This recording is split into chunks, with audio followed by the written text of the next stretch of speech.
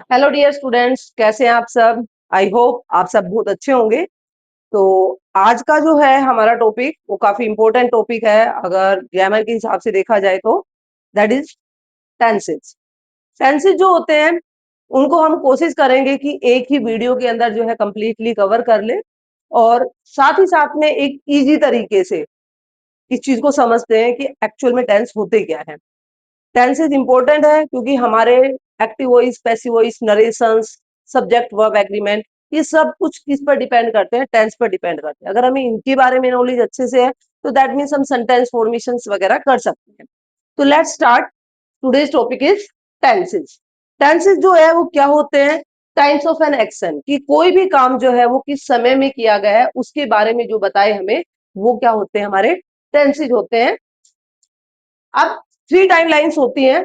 First one is the past, present and future. आप इसको present, past और future में भी कर सकते हैं, वो थोड़ा ज्यादा इजी बन जाता है। तो पास्ट जो होता है वो हमारा यस्टरडे, एक वर्ड में अगर मैं डिफाइन करूं तो जो बीता हुआ कल है वो हमारा क्या है? पास्ट है। Second is the present, present जो आज अभी जो चल रहा है that is the present. And future is tomorrow, जो आने वाला कल होता है वो हमारा फ्यूचर होता है। फॉर एग्जाम्पल के लिए I played yesterday is the past, कल की बात हो रही है यहाँ पे, मैं कल खेला। Present I play every day, मैं हर दिन खेलता हूँ। Future I will play tomorrow, मैं कल खेलूंगा। ये जो है हमारे फ्यूचर टेंस को बता रहा है कि कोई काम जो है वो फ्यूचर में होने वाला है। अब जो टेंसेस थे इनको समझने के लिए मैंने कोशिश की है कि सिंपल सिंपल वर्ड्स को यूज करते हुए, कि ताकि ये आसान हो जाए कि पास्ट वर्ड को पहचानने का तरीका क्या है। जिस भी सेंटेंस के लास्ट में था, थे, थी या आ ए ई आ जाए, अगर पहले हम हिंदी की बात करें तो जिस भी वर्ड के लास्ट, जिस सेंटेंस के लास्ट में आपको था, थे, थी या आ ए ई मिल जाए, वो सेंटेंस हमारा कौन सा होता है? पास्ट टेंस होता है। जैसे मैंने खाना खाया तो साउंड आई आ। वह दिल्ली जाता था आ गया। वह खेल रहा था आया लास्ट में। इसी तरीके से प्रेजेंट में एक वर्ड होता है या हूं। जैसे वह गाना गाता है, वह खेल रहा है, वह 2 घंटे से पढ़ रहा है। तो these are the identity of present tense. Hindi में अगर ये वर्ड्स मिलते हैं तो दैट मीन्स वो प्रेजेंट टेंस है। आगे बात आती है फ्यूचर की। फ्यूचर में आता है गागेगी, वह खेलेगा, वह पढ़ेगा, वह खेल रहा होगा, लाइक दैट। इस तरीके के वर्ड जब आते हैं लास्ट में तो वो हमें बताते हैं कि फ्यूचर टेंस है। अब हो सकता है कि आपको थोड़ा बहुत कंफ्यूजन पास्ट टेंस में दो चीजें हैं उसको लेके हो जाए। तो अगर है या गागेगी है, अगर है तो वो प्रेजेंट ही है, अगर गागेगी है तो वो फ्यूचर ही है। अगर ये दो चीजें ना हो तो वो क्या होगा? हमारा फ्यूचर टेंस होगा।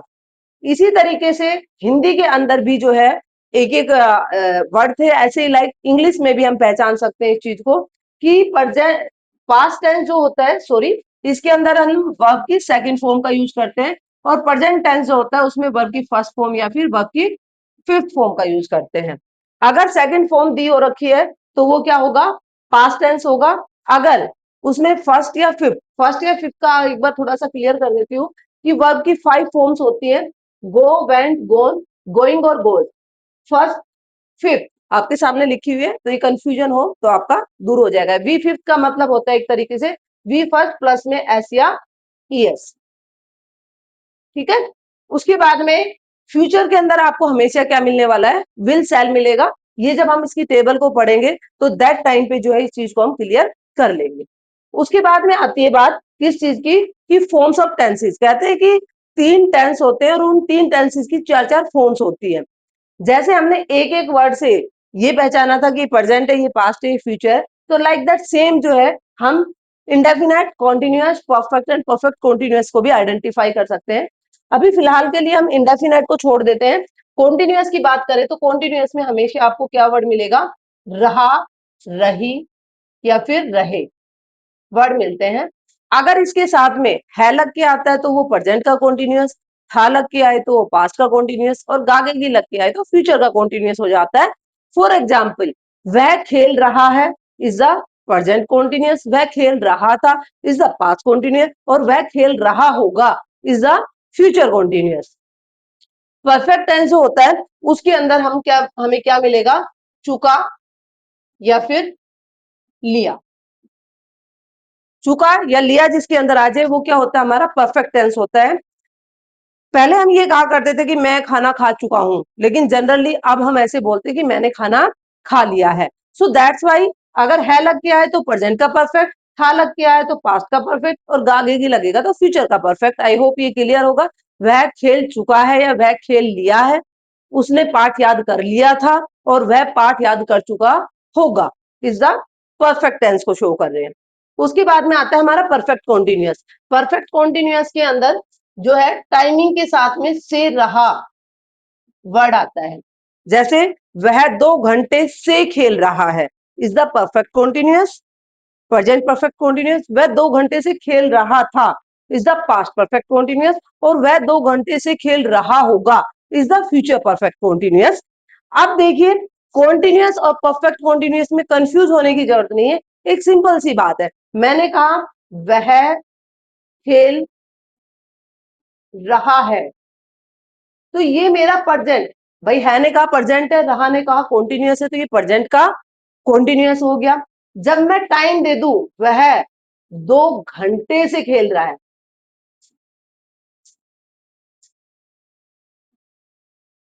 तो ये मेरा क्या हो गया, प्रेजेंट का परफेक्ट कॉन्टिन्यूअस, क्योंकि है ने कहा ये प्रेजेंट है, रहा ने कहा ये कॉन्टिन्यूअस है, और टाइमिंग के साथ आया इसलिए परफेक्ट कॉन्टिन्यूअस हो गया।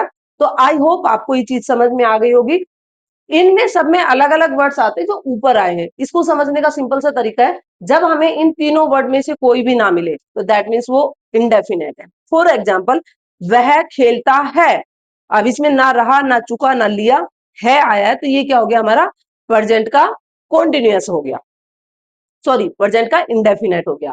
वह खेलेगा, इसके अंदर भी ना रहा ना चुका ना लिया, तो ये क्या हो गया, हमारा प्रेजेंट का परफेक्ट हो गया। उसके बाद में उसने खाना खाया, तो इसमें भी रहा चुका लिया नहीं आया, लेकिन लास्ट में आखिरी साउंड आई, तो ये हमारा क्या हो गया, पास्ट का इंडेफिनेट हो जाता है। तो आई होप ये बात आपको समझ में आई होगी। उसके बाद में अगर हम बात करते हैं कि वर्ब से, यानी ये तो हमने हिंदी में पहचान लिया, अगर हम इंग्लिश में करते हैं तो उस चीज को कैसे पहचानेंगे। इंग्लिश में पहचानने का भी सेम एक तरीका होता है कि इंडेफिनेट में सिर्फ 2 कंडीशन में, वो मैं आपको आगे बताऊंगी। अदरवाइज वर्ब की फर्स्ट फॉर्म जहां पे आती है वो इंडेफिनेट होता है, जहां पे वर्ब की फोर्थ फॉर्म आती है वो हमारा कॉन्टिन्यूअस होता है, जहां पे वर्ब की थर्ड फॉर्म आती है वहां पे परफेक्ट टेंस होता है, और जहां पे बीन प्लस वी फोर्थ आती है वहां पे परफेक्ट कॉन्टिन्यूअस टेंस होता है। चीजें कैसे काम करेंगी वो अभी, तो ये सब चीजें हमारी कैसे काम करती हैं, किस तरीके से इनको हम यूज करते हैं टेबल्स के दौरान जो है वो हम इसको जानेंगे। ये आपके सामने जो है टेंस की टेबल है, जिसमें प्रेजेंट पास्ट एंड फ्यूचर लिखा हुआ है, indefinite continuous perfect and perfect continuous लिखा हुआ है। तो यहाँ पे सबसे पहले हम आ जाते हैं प्रेजेंट टेंस के ऊपर, प्रेजेंट के इंडेफिनेट में। जैसा कि मैंने यहाँ पे लिखा है कि इसमें वर्ब की फर्स्ट फॉर्म और फिफ्थ फॉर्म का यूज किया जाता है। Present indefinite and past indefinite दो ऐसे टेंसेज होते हैं जिनके पॉजिटिव में हेल्पिंग वर्ब नहीं लगती है। सो इनका यूज जो है वर्ब की फिफ्थ फॉर्म और वर्ब की सेकेंड फॉर्म का यूज ओनली इनके इंडेफिनेट के पॉजिटिव में किया जाता है, अदरवाइज और कहीं पे इनका कोई यूज नहीं होता है। अब बात करें प्रेजेंट इंडेफिनेट की, तो प्रेजेंट इंडेफिनेट में वर्ब की फर्स्ट फॉर्म और फिफ्थ फॉर्म लगेगी कब, जब सेंटेंस कैसा होगा, हमारा पॉजिटिव होगा। जब हम इसको नेगेटिव बनाएंगे तो इसके अंदर हेल्पिंग वर्ब का यूज किया जाता है, नेगेटिव में भी और इंटेरोगेटिव में भी, जैसे डू और डज। जब डू डज आएगा तो उसके साथ में वर्ब की कौन सी फॉर्म लगेगी, फर्स्ट फॉर्म लगेगी।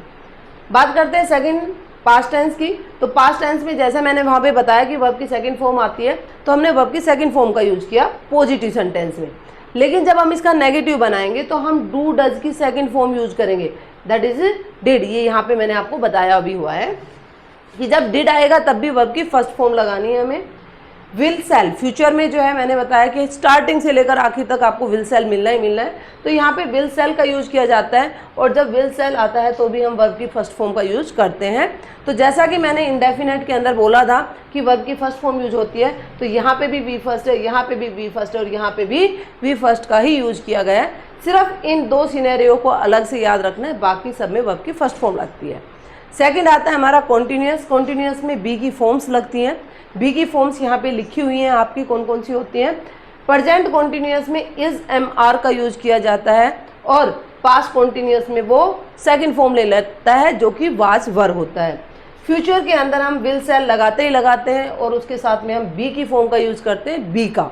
हमने बी ही क्यों यूज किया, क्योंकि ये हमारे मॉडल्स जो होते हैं ना वो हमेशा उस फॉर्म को लेते हैं जिसके अंदर आप आईएनजी ऐड कर सकते हो, और यहाँ पे आप देख सकते हो बीइंग में ही आईएनजी लगा हुआ है बी के अंदर। अब जब बात आती है इसकी वर्ब की, ये तो हमारी हेल्पिंग वर्ब थी। जब बात आती है वर्ब की, हेल्पिंग वर्ब बताती है कि प्रेजेंट है, पास्ट है या फ्यूचर है। वर्ब बताती है कि कॉन्टिन्यूअस है या कौन सा टेंस है, इंडेफिनेट है या परफेक्ट है, परफेक्ट कॉन्टिन्यूअस है। तो यहाँ पे कॉन्टिन्यूअस में वर्ब की फोर्थ फॉर्म यूज हुई है, यहाँ पे भी कॉन्टिन्यूअस में वर्ब की फोर्थ फॉर्म यूज हुई है, और यहाँ पे भी वर्ब की फोर्थ फॉर्म। और यही बात मैंने आपको यहाँ पे बताई थी कि कॉन्टिन्यूअस में वर्ब की फोर्थ फॉर्म लगती है। नेक्स्ट आ जाता है हमारा परफेक्ट। परफेक्ट से पता चलता है कि जो काम पूरा हो चुका है होता है, उसे हम परफेक्ट टेंस कहते हैं। परफेक्ट टेंस के अंदर जो हेल्पिंग वर्ब्स यूज होती है वो हैज हैव होती है। हैज हैव की जो सेकंड फॉर्म होती है वो हैड होती है, और विल सेल के साथ में हम हैव का यूज करते हैं। क्यों? क्योंकि हैव के अंदर ही आईएनजी ऐड कर सकते हैं। अब अगर वर्ब की बात की जाए तो इसमें वर्ब की थर्ड फॉर्म लगती है, इसमें भी वर्ब की थर्ड फॉर्म लगती है, और इसमें भी वर्ब की थर्ड फॉर्म। यानी जहाँ भी हमें परफेक्ट टेंस दिखाई देगा वहाँ पे हम वर्ब की कौन सी फॉर्म लगाते हैं? थर्ड फॉर्म लगाते हैं। परफेक्ट कॉन्टिन्यूअस, क्योंकि ये दो टेंसेस से मिलकर बनता है, तो ये परफेक्ट की हेल्पिंग वर्ब कॉन्टिन्यूअस की वर्ब लेता है। क्योंकि ये बी है तो मतलब ये कॉन्टिन्यूअस और कॉन्टिन्यूअस बी की फॉर्म लेता है। तो किस तरीके से देखिए, अब ये परफेक्ट था, इसने हैज हैव लिया, हैज हैव के साथ में थर्ड फॉर्म लगती है, और कॉन्टिन्यूअस है तो बी की फॉर्म लगानी थी। तो दैट्स वाई हैज हैव के साथ में हमने थर्ड फॉर्म यूज की, कौन सी? बीन। सेम जो है हमें पास्ट में यूज करना है। हैड, इसकी हेल्पिंग वर्ब आ गई, प्लस में been. Will shall have, plus में बीन। और जब वर्ब की बात आती है तो वर्ब की फोर्थ फॉर्म, क्योंकि कॉन्टिन्यूअस में यूज की जाती है वी फोर्थ, और यहाँ भी वी फोर्थ और यहाँ भी वी फोर्थ का यूज करेंगे। समय दिया हुआ होता है तो दैट्स वाई हम सिंस और फॉर का यूज करते हैं। सिंस का यूज कब किया जाता है? जब हम पॉइंट ऑफ टाइम की बात कर रहे हैं। जैसे अगर मैं कहूँ कि he has been living in this city since 1970, तो वो एक पॉइंट ऑफ टाइम है, 1970 से रह रहा है। लेकिन अगर मैं पीरियड ऑफ टाइम की बात करती हूँ कि he has been living in this city for 2 years, for 10 years, तो वो पीरियड ऑफ टाइम हो गया, तो वहाँ पे हम फॉर का यूज करते हैं। अब कुछ इंपॉर्टेंट बातें हैं कि हमारे जो टेंसेज होते हैं उसके अंदर हम 3 फॉर्म्स जो है हेल्पिंग वर्ब्स यूज करते हैं। कौन कौन सी हेल्पिंग वर्ब्स होती है? डू की फॉर्म होती है, बी की फॉर्म होती है, और हैव की फॉर्म्स होती हैं। इनकी जो है 5 फॉर्म्स मैंने आपके सामने लिखी हुई है। बी की सबसे ज़्यादा फॉर्म्स होती है 8, दैट्स वाई समवेयर इसको बहरूपिया भी कहा जाता है। इजमार, वाजवर, बीन, बींग और इज। हैव की होती है हैव, हैड, हैड, हैविंग और हैज। अब चलिए हम कुछ एग्जाम्पल्स मैंने दिए हैं, इनको सोल्व करने की कोशिश करते हैं। पहले एक बार आप पोज करके खुद से ट्राई करके देखिएगा। If you are able to solve that means आपको समझ में आ गया है। अगर नहीं भी तो दोबारा से एक बार आप वीडियो को दोबारा जरूर देखें। अब यहाँ पे देखिए सी प्लेज फुटबॉल। अब यहाँ पे मेरी वर्ब जो है वो प्लेज है, और प्लेज जो है बी फर्स्ट प्लस एस या ई एस है, यानी कि वर्ब की 5th फॉर्म है। और वर्ब की 5th फॉर्म का यूज किस में किया जाता है? प्रेजेंट के इंडेफिनेट में किया जाता है। So that's why present indefinite tense है। Ram has done his work. अब हैज जो है वो प्रेजेंट में यूज होता है, डन जो है वो वर्ब की 3rd फॉर्म है, तो ये क्या हो गया हमारा? Present perfect. नेक्स्ट आ जाता है she will go to market. Will sell जो है वो हमारा फ्यूचर में यूज होता है, ये वर्ब की 1st फॉर्म है, और वर्ब की 1st फॉर्म किस में यूज होती है? फ्यूचर के इंडेफिनेट में, दैट्स वाई ये फ्यूचर का इंडेफिनेट है। I was writing a letter, तो वॉज जो है वो 2nd फॉर्म है इजएमआर की, तो ये पास्ट में यूज होता है। राइटिंग जो है 4th फॉर्म है, तो ये पास्ट कॉन्टिन्यूअस में यूज होता है। She had been playing for 2 hours। Had been जो है वो पास्ट परफेक्ट में यूज होता है, प्लेइंग कॉन्टिन्यूअस में, तो ये पास्ट परफेक्ट कॉन्टिन्यूअस हो गया। आई होप आपको समझ में आया होगा। अगर वीडियो अच्छी लगे तो लाइक करें, शेयर करें, कमेंट करें, और चैनल पर फर्स्ट टाइम आते हैं तो सब्सक्राइब जरूर करें। Thank you.